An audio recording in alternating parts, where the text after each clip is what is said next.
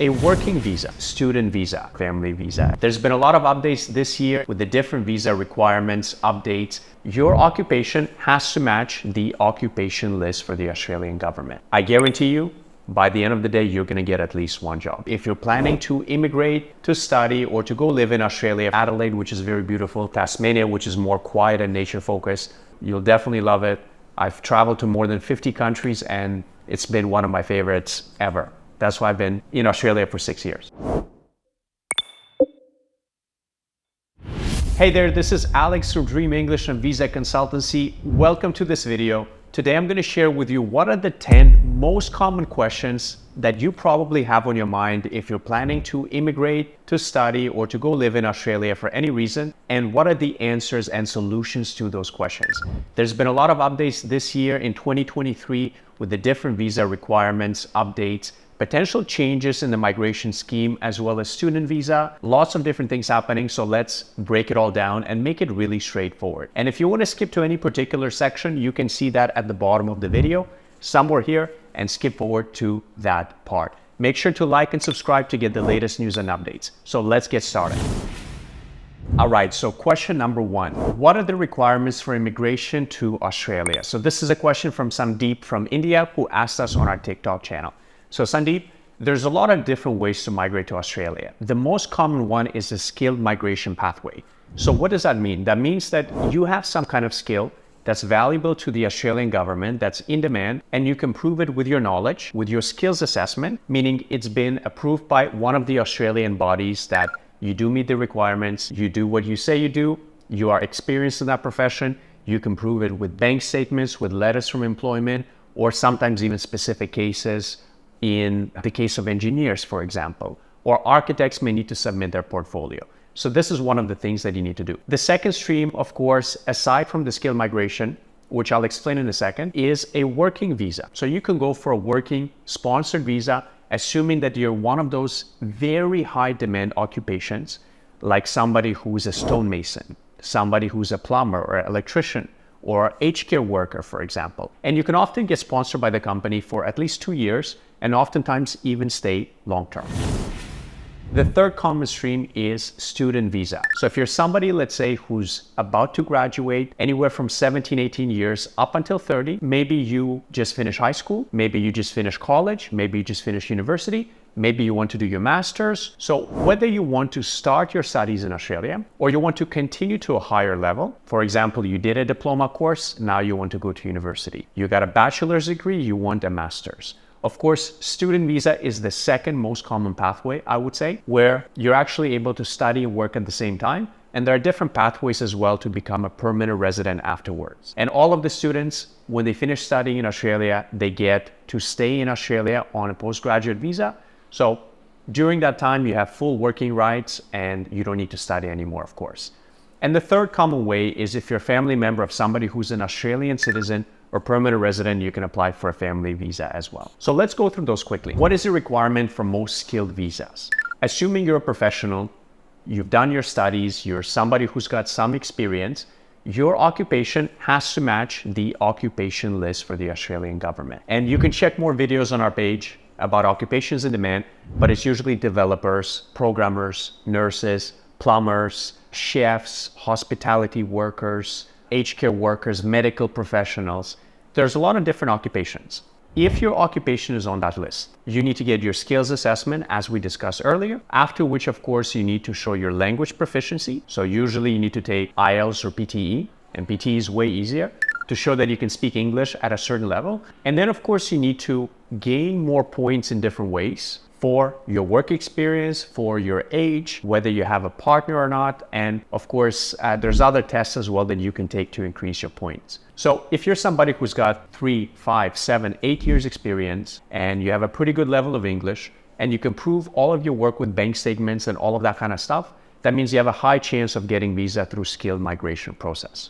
Student visa, we've already discussed. Family visa, we already discussed. Let's move on to question number 2. All right, so we had a question from Nepal. How much does it cost to immigrate to Australia? So again, this depends on the different types of visas that you're going to pursue. If it's student visa, you need to think this way, that you will need anywhere from minimum $6,000 to $7,000 for one semester of studies, up to $10,000-$15,000 for one semester of studies, plus your visa applications, plus all other kinds of costs. So applying for a student visa, initially you need to be ready to spend 10 to 15,000 Australian dollars.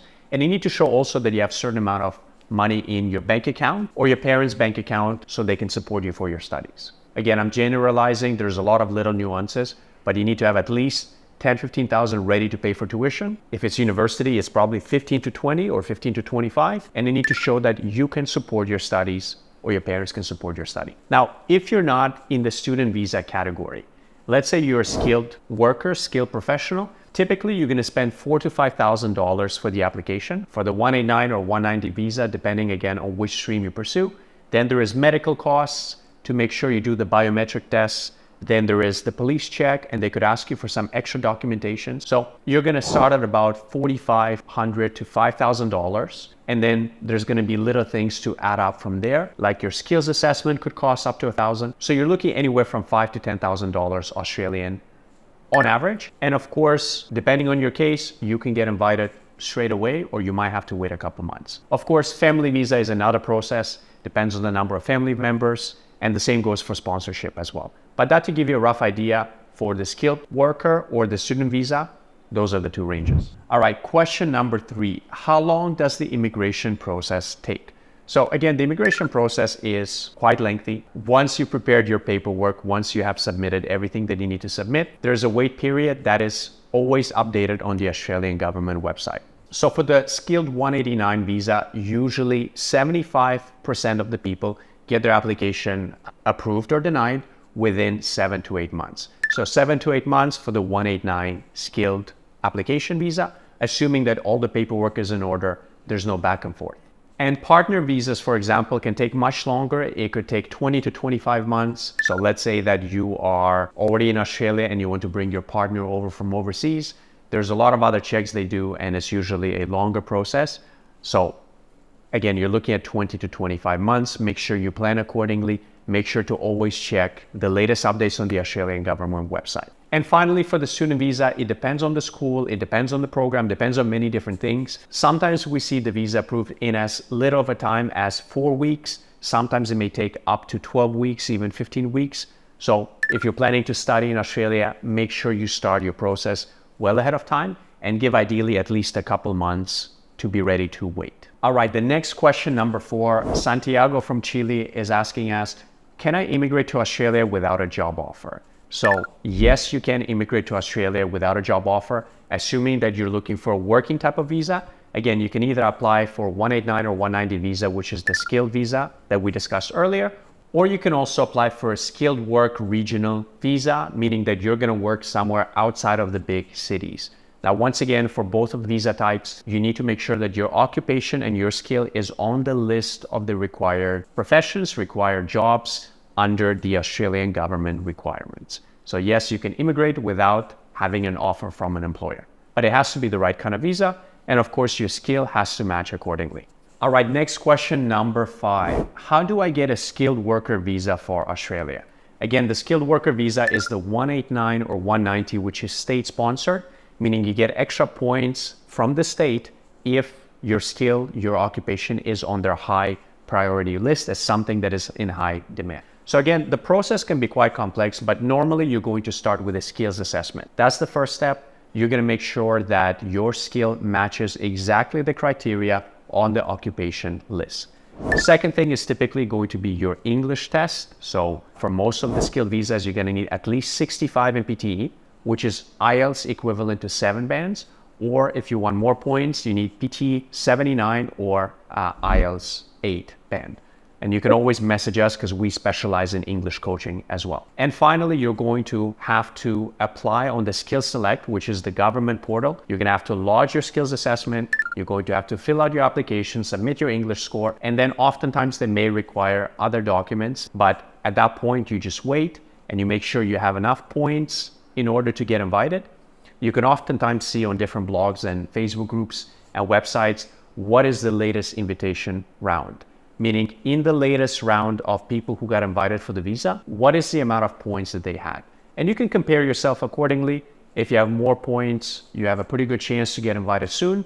If you have fewer points, that means you need to do something extra in order to increase. So whether that's getting a better English score, whether that's taking the 90 CCL test for an extra 5 points, whether it's working towards your work experience points to go up. So those are kind of the main criteria. And of course, you submit your EOI, which is the expression of interest, on the Skill Select portal. And if you meet the requirements, you will get the invitation to apply for that visa. All right, question number 6. What is the lifestyle like in Australia? Well, I've been living in Australia for about 6 years. Before that, I've been living in Canada. I'm a Canadian citizen, so I may have a biased view, but first of all, the weather is awesome. The winters are not so cold. And of course, the summers are lovely and long days, beaches everywhere, lots of great food. So it depends what you want. If you're somebody coming for, let's say, nightlife, you like to be in city, you like to be around lots of people, then probably Sydney or Melbourne is your choice. Sydney being more laid back, more beaches, Melbourne being more art, more culture, more entertainment focus. And of course, Brisbane is mostly sunshine and waves and ocean and sea. There's a lot of areas outside of that. There's Adelaide, which is very beautiful. Tasmania, which is more quiet and nature focused. But a lot of people who live in cities or near cities, they'll always enjoy the outdoors. They will enjoy the city. They will enjoy the nature. They'll go to national parks. So lots of things to do. You'll definitely love it. I've traveled to more than 50 countries and it's been one of my favorites ever. That's why I've been in Australia for 6 years. All right, question number 7. How is healthcare in Australia for immigrants? So look, for permanent residents, especially if you came under the 189 or 190 visa, you get access to Medicare. So Medicare is pretty much provided to all citizens, permanent residents, and some of the temporary visa holders as well, where you get access to pretty much all public hospitals. There's private healthcare as well, but all in all, I would say it's quite good. You get fairly quick coverage. You got amazing nurses from all around the world.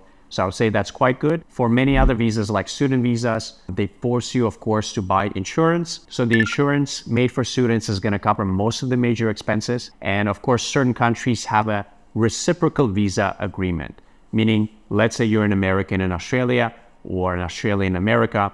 Again, there's different countries, different agreements, but you could get full medical coverage as part of that reciprocal agreement between the countries. So if you're an immigrant, don't worry about the healthcare system. You'll do just fine. All right, question number 8. What are the best cities in Australia for immigrants? So again, popular question. There's 2 different ways I would look at this.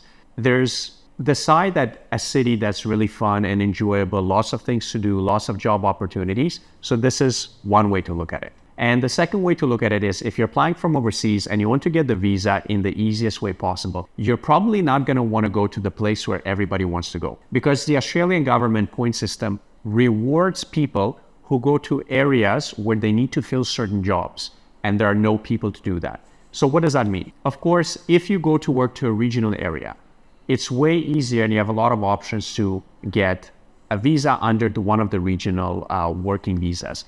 Or let's say that you want to apply as a skilled migrant, as a skilled worker. So in that case, instead of the 189 visa, you might want to pursue the 190 visa, where you get extra points for state sponsorship, meaning you agree to stay in that state for a certain number of years upon accepting the visa offer. So if you want to look for nightlife, you want the lifestyle, you want to be around people, you want to be able to find lots of job opportunities. Of course, the major ones, Perth, Adelaide, Melbourne, Sydney, and Brisbane. If you want a quiet, peaceful life, you're going to look somewhere outside the busy areas. You might look at Tasmania, you might look at Darwin, you might look, somewhere north and south of the big cities. And of course, if you're looking for the best chance to get the visa approved, you're probably going to want to start outside of the big cities, not really far away and deep into the bushes, but, could be Canberra, could be somewhere 1 hour north of Sydney, 1 hour south of Sydney or Melbourne. So in a lot of those areas, you can get a much easier pathway towards your permanent residency. And once you got your PR, do whatever you want and enjoy anywhere you want to live. All right, next question is, can I bring my family when I immigrate to Australia? So the answer is yes for most of the visas. For example, the 189 or 190 visa, which is a skilled migration pathway, oftentimes people will add their family members, their wife, their children, etc. as part of the application process. It's normal as long as they meet the visa requirements as well, such as the health checkup and all that kind of stuff. So For most visas, yes, you can, especially down the skilled pathway, meaning you are a professional with a lot of experience, but there are certain other visas as well, like family visa, where you can bring your relatives from overseas. And now the final and most popular questions that almost everybody's asking, question number 10. Question number 10, is it hard to find a job in Australia as an immigrant? So look, I personally lived in 5 different countries. I traveled to more than 50 countries. I started working literally 1 month after I turned 16 in Canada. I kept going to the same grocery store every single week and asking them for a job. And after 1 month, I got a job, often working 2-3 jobs at a time.